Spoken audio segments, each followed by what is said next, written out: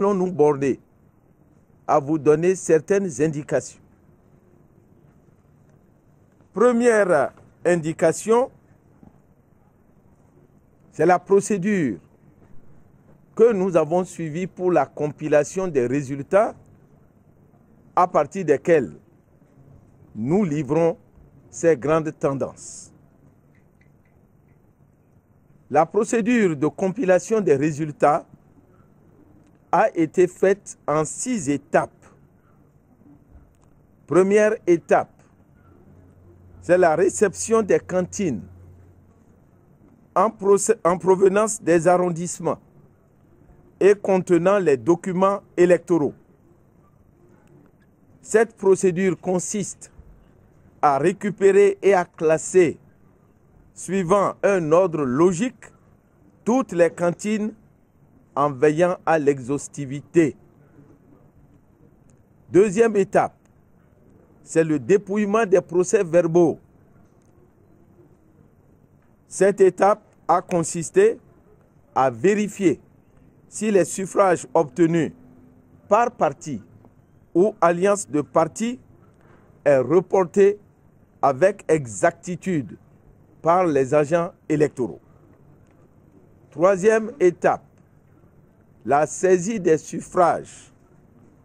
Elle consiste à intégrer dans les masques de saisie conçus à cet effet les suffrages obtenus par les différents partis ou alliances de partis. Notons que pour garantir la transparence, la Sénat a fait l'option du traitement des données par 3 logiciels différents qui, selon nos recommandations, doivent aboutir au même résultat. De ce fait, les intervenants s'assurent de la conformité et de la cohérence des données saisies sur chacun des logiciels. Quatrième étape, l'appurement. Cette phase consiste à vérifier la concordance entre les données saisies et imprimées, puis celles inscrites sur les procès-verbaux. Cinquième étape, l'intégration de corrections éventuelles. Cette phase, qui n'est pas systématique, consiste à intégrer les corrections en cas de discordance entre les données saisies, puis imprimées, et celles inscrites sur les procès-verbaux. Sixième étape, la compilation des résultats et la production des statistiques.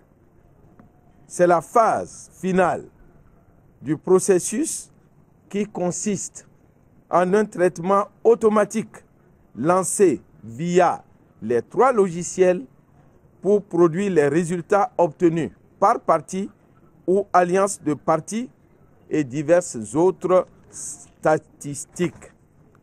Voilà la procédure qui a été suivie pour aboutir à cette compilation de laquelle nous dégageons les grandes tendances du scrutin du 26 avril 2015. Quelles sont ces grandes tendances? D'abord, le nombre d'inscrits.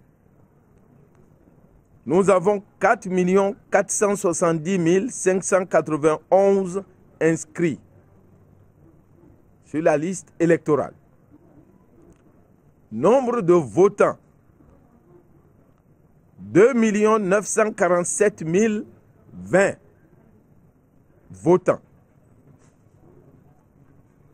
Le taux de participation au plan national, il s'établit à 65,92%. Je dois porter à votre connaissance que nous n'avons pas procédé au dépouillement de 4 arrondissements pour la simple raison que dans ces 4 arrondissements, le nombre de votants est supérieur au nombre d'inscrits. On ne sait pas d'où viennent les personnes supplémentaires qui ont voté à ces postes de vote. Cela dit, à partir de ces informations, à partir des éléments de dépouillement que nous avons effectués, les grandes tendances du scrutin se présentent comme suit.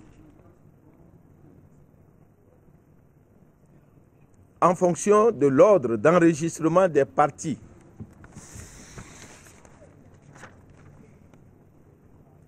Alliance ABT, siège probable 2. Alliance Éclaireur, nombre de sièges probables 3. FCBE, nombre de sièges probables 32.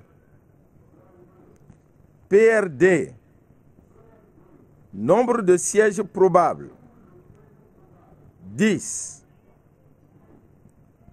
UB,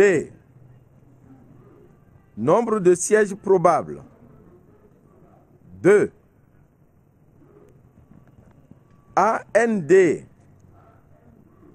nombre de sièges probables 4. Alliance Étoile, Alliance Soleil, pardon. Nombre de sièges probables 4. Union pour la Nation. L'Union fait la Nation. Quoi ça? Alliance FDU. Pardon. Excusez-moi. Alliance FDU. Nombre de sièges probables 4. L'Union fait la Nation. Nombre de sièges probables 15. Alliance RB-RP 7. Soit au total 83 sièges. Je voudrais encore une fois rappeler qu'il ne s'agit que de grandes tendances qui seront soit confirmées ou infirmées par la Cour constitutionnelle. Je demande donc au nom de la Sénat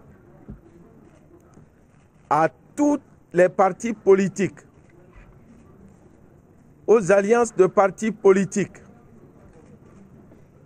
de demeurer toujours sereins et d'attendre le verdict de la Cour constitutionnelle,